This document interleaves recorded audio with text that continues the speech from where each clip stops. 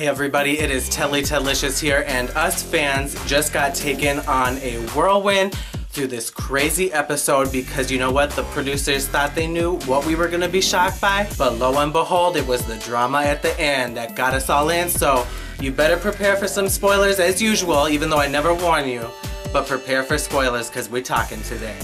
Oh my goodness. Well, so firstly, the slapping challenge at the beginning was crazy and ridiculous, and it was better than I thought, and also it was darker than the reading challenge, so you know what? That was some good shit, you know? And then of course all the dancing bitches did some, you know, death drops and stuff while they were getting slapped, so it was fabulous and gay and bullshit. But so, you know, that was over, and I think Brooklyn Heights won. I don't exactly know. It was just hilarious to watch.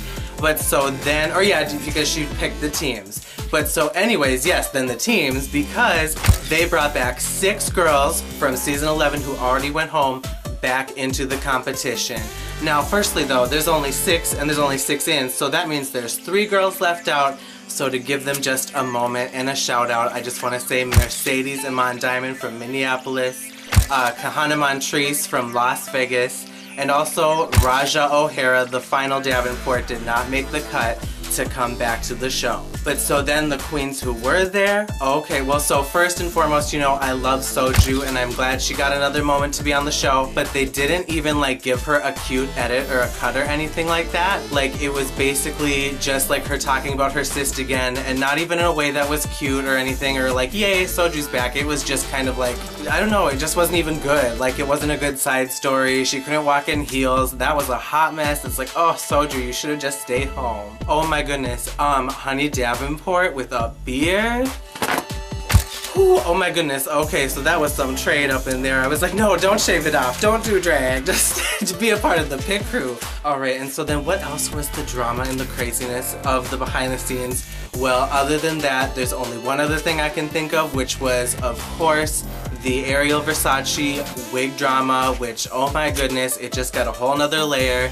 They just brought her back to bring this up again, this whole wig storyline with Plastique taking all the wigs, and they were for her and they weren't for anybody else, but then the story turns out that Ariel didn't mean to leave the wigs, it was just a mistake, and then everybody's like, oh shit. I don't know, it just seemed kind of like a petty drama for TV.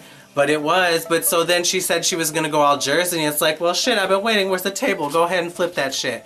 But then she did not even do shit, so.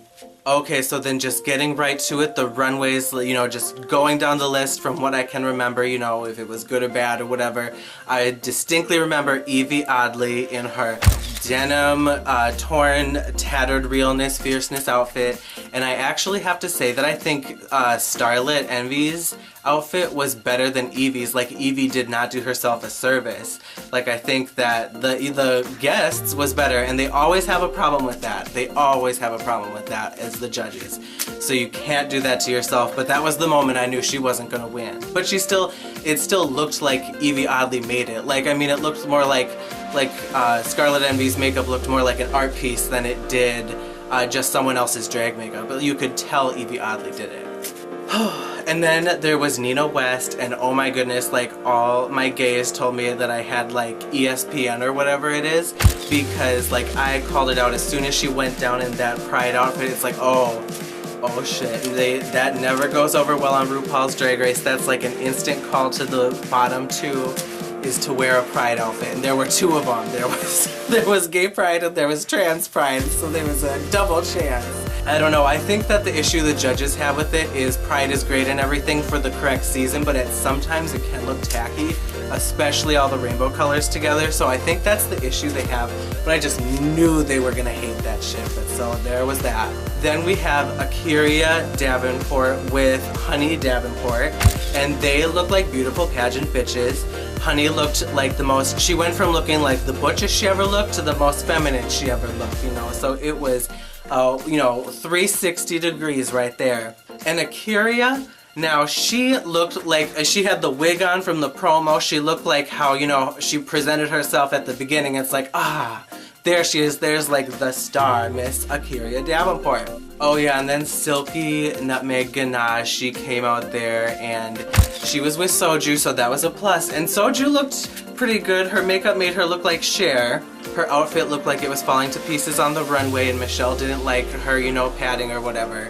And so, like, the more you thought about it, the more you're like, yeah, that is an epic fail. So, yeah, they did not do so well, and it was sad and depressing, and that's what happened. Oh yeah, and then, oh my god, the true winner of this episode who really didn't win was Vanessa Vanjie Mateo, who, oh my god, Ariel Versace did not even look like Ariel Versace. It looked like Miss Vanjie took a fresh slate to her face and she just redid it from the bottom up, and she just made over Ariel Versace into a Mateo, a Vanessa Vanjie Mateo Fierce makeup look.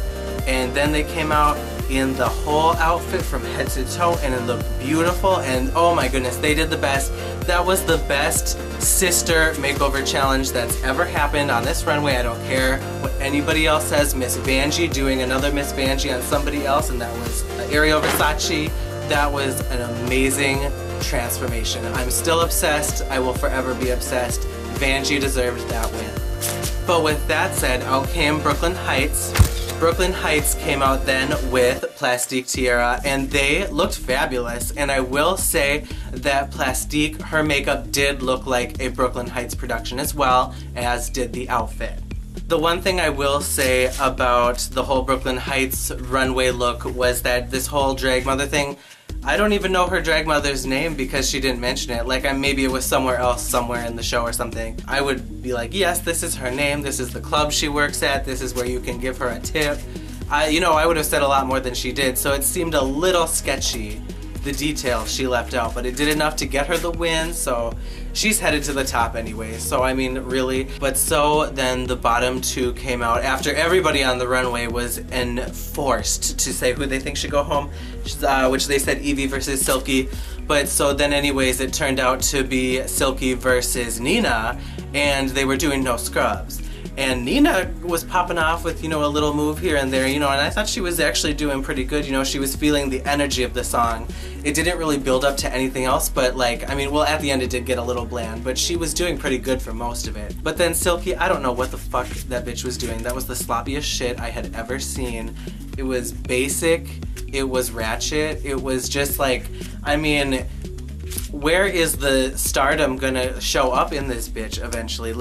Yes, she talks and she has the gift of gab, I guess, except it's just everything else is so rough around the edges, but Rue loves her, and that's the thing. It's just, if you have Rue's approval and Rue's praise, Aquaria last season, you know what I'm saying? Rue has a clear winner and a clear favorite sometimes.